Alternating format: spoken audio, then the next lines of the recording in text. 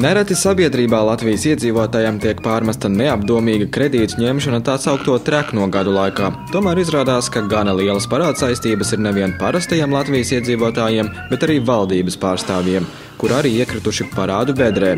Ziņu aģentūra LET apkopojusi datus par lielākajiem parādniekiem valdībā.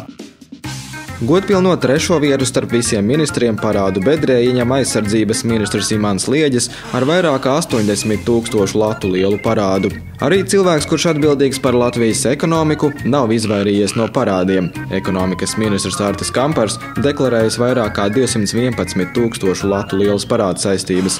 Turklāt gan arī 144 000 no šīs summas jāatmaksā par hipotekāro kredītu.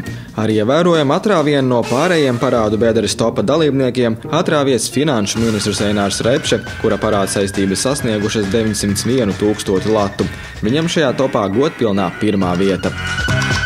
No parādiem nav izvairījušies arī Labklājības ministrs Uldis Augulis, zemkopības ministrs Jānis Dūklaus, satiksmes ministrs Kaspars Gerhards, iekšlietu ministra Linda Mūrniece un kultūras ministrs Inns Dālderis.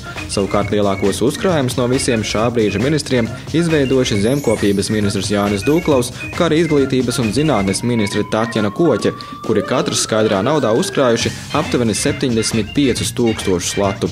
Tikmēr vides ministrs Raimonds Vejonis uzkrājis 46 000 latu.